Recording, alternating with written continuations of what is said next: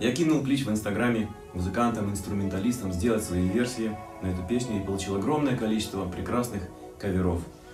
Один из этих каверов, который сделал талантливейший музыкант из Симферополя Ружди Меметов, подключив своего друга Александра Муренко, барабанщика, я предложил использовать замечательный саунд фантастической трубы Себастьяна Штудницкого, ураганную гитару Федора Досумова, сыграл сам небольшое соло, на теноре-саксофоне сыграл наш друг Макс Варшавский. В общем, получился такой интернациональный музыкальный замес. Хотелось как-то немножко тоже экспериментировать, немножко как-то какие-то свои мысли принести, так сказать.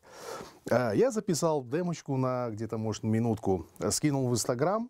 Очень было приятно после того, как, конечно, в комментариях он отметил, поблагодарил, во-первых, за аранжировку и предложил, так сказать, продолжить и сделать полную версию этого трека. Мы созванивались с музыкантами, Байгали предлагал свои какие-то идеи, варианты, мысли.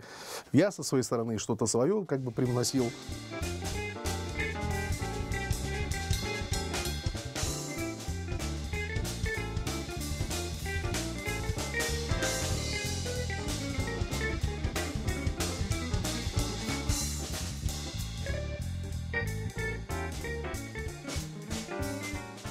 Наш перкуссионист Марлен Халилов, который привнес, наш сказать, колорит крымско-татарский, восточный, сыграл на бонго, сыграл на конгах, на перкуссии, то есть, в общем, очень украсил.